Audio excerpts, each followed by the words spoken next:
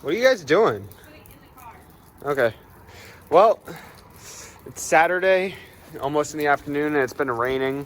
But I wanted to give a little update. So, welcome back. Oh shit. To working on the FD. So, I didn't have enough money to put in the catless mid-pipe right now because this is a budget build, even though it's my dream car. I still work the same as everyone else. So I'm going to be putting the stock cat back in. I just need to get the new exhaust hanger and I can put that in. Here's the old HKS downpipe the previous owner cut apart. Big sadness, but I have a new HKS downpipe right back here, which will go right in and bolt right up to the cat, and the cat will bolt back up to my exhaust. And then once that's all in, my full exhaust will be done. And then the next step's going to be pulling the dash back out so I can try to get my heater core and any other components I have for that system back in.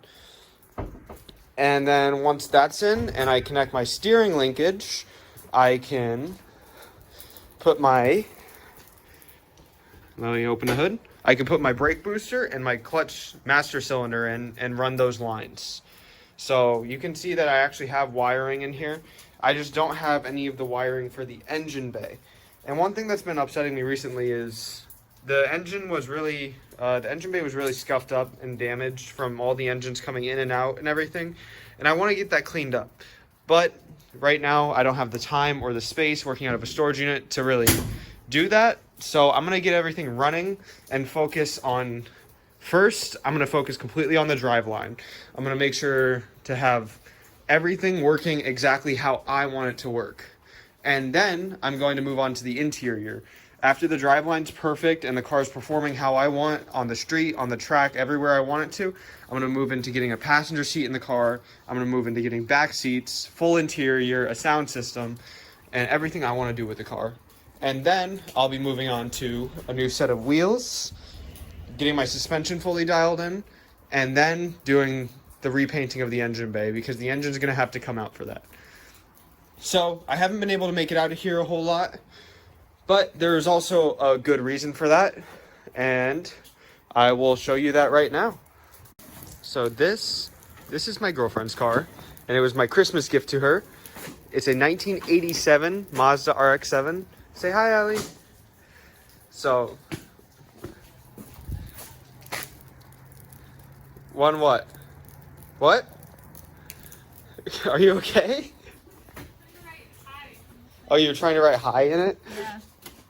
Do you like this car? Was it a good Christmas gift? Yes, very much.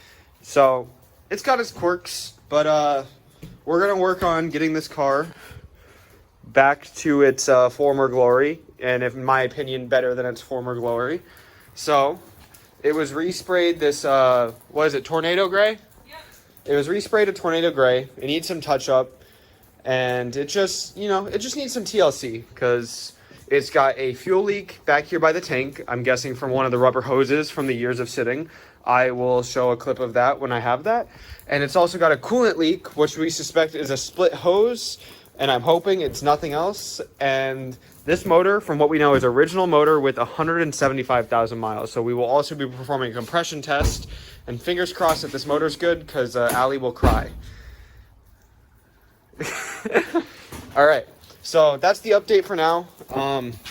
It's too short to be one video, so next weekend, on next Sunday, once I'm able to put in a bit more work to it, you're going to see some more work on the FD, and I'm actually this week hoping to fix the coolant leak and the fuel leak this week so we can get this car on the road and off to my work to do a compression test. So, you'll see this one sooner, and you'll see the FD a little bit later. So, I'll talk to you guys then. It's not that bad.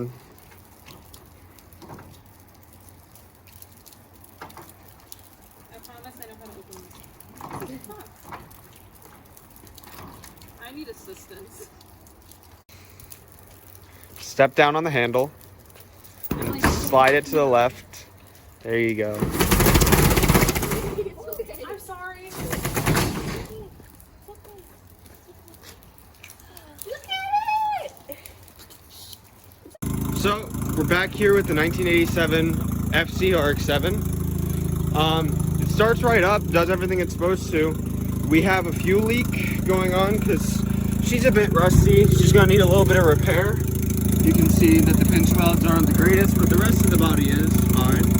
Right up there, you can see the wetness. It's dripping back there. We're hoping that it's the lines that connect the soft lines. So these guys up here that go to the hard lines, we're hoping it's the bottom side of those, and that's all that's leaking out. And then we have a coolant leak to find. So even though it's winter, we filled it with water just because we're not going to spend money on coolant, just when we're going to drain it out to find the leak anyways. And there it is. There's water dripping right there. So we're going to try to find that out, and I'll keep you guys updated on what fixes it and what's the issue.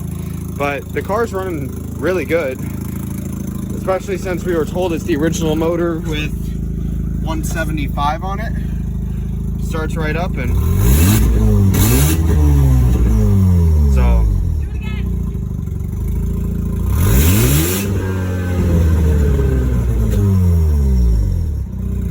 and then she idles. So we just gotta find those 2 leaks and then work on the brakes, and then this car will be roadworthy again. So